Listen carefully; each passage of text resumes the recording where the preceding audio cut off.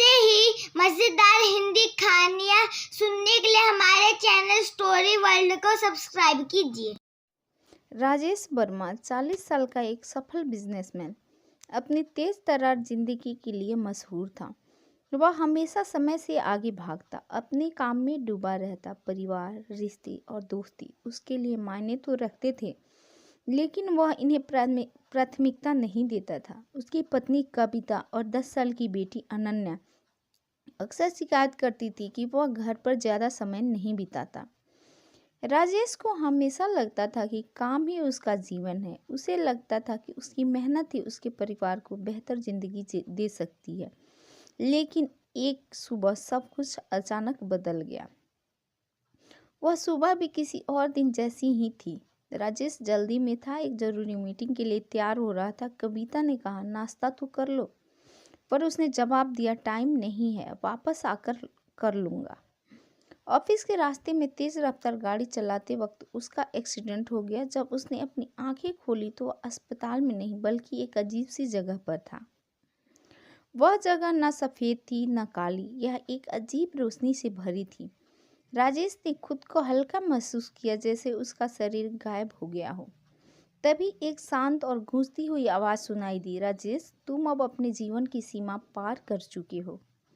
वह चौंक गया, क्या मैं मर चुका हूँ? नहीं, ऐसा नहीं हो सकता। मेरे पास बहुत काम बाकी है। मेरी बेटी को बड़ा होते देखना है, मेरे परिवार के लिए अभी बहुत कुछ करना है।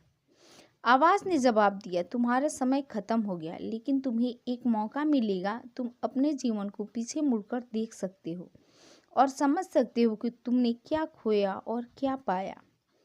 राजेश के सामने उसका पूरा जीवन एक फिल्म की तरह चलने लगा। उसने अपना बचपन देखा, जब वह अपनी माँ की आंचल से चिपक कर सोता था। उसे अपने पिता की वो डांट भी याद आई जब उसने पहली बार झूठ बोला था।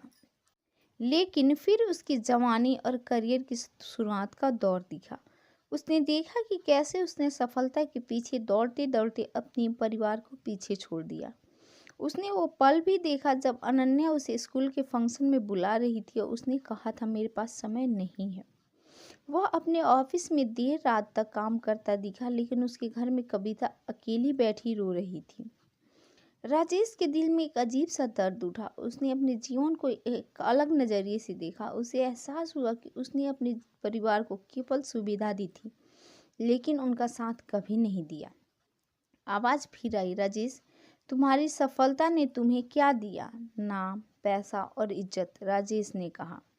लेकिन क्या तुमने कभी सोचा कि तुम्हारी सफलता ने तुम्हारे परिवार से क्या छीना? यह सवाल राजेश को झकझोर गया। उसने महसूस किया कि उसने अपने परिवार को समय, प्यार और साथ देने की कीमत पर ये सब पाया था। तभी आवाज़ ने कहा, हर आत्मा को अपनी गलतियों को सुधारने का मौका नहीं मिलता, लेकिन तुम्हारे परिवार का प्यार इतना मजबूत है कि उसने तुम्हें दूसरा मौका दिलाया है। लेकिन याद रखना, यह मौका सिर्फ तुम्हें देख और समझने के लिए दिया गया है, इसे बदलने के लिए नहीं। राजेश को अब अपने घर की झलक दिखाई दी।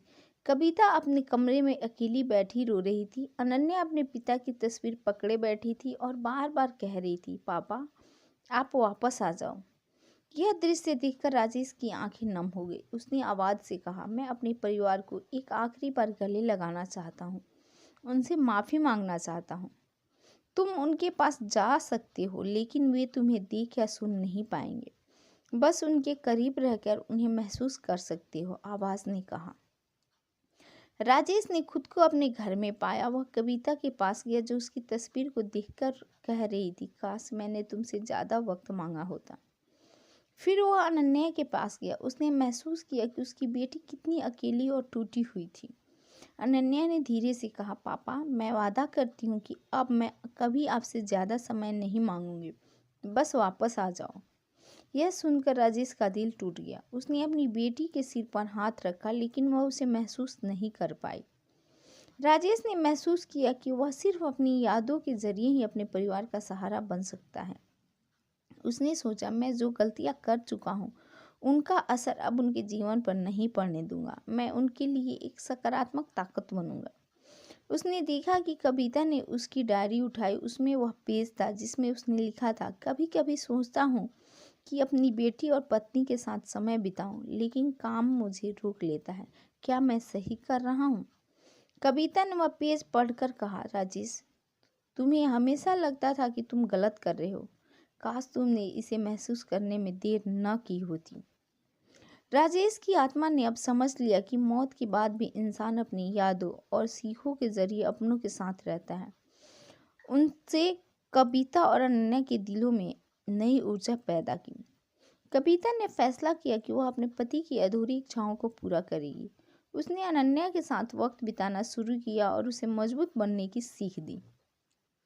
अनन्या ने अपने पिता के सपनों को जीने का संकल्प लिया। उसने हर बार मुश्किल में अपने पिता की सीख को याद किया, जो भी करो दिल से करो, लेकिन अपनों के लिए हमेशा वक्त निकालो।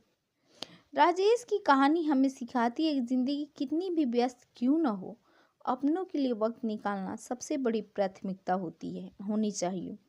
इंसान का समय सीमित है, लेकिन उसके रिश्ते और यादें अनमोल हैं। अगर हम अपनी ज़िंदगी में संतुलन नहीं बना पाए तो मौत के बाद पछतावा ही हमारी सबसे बड़ी सच्चाई बन जाएगी।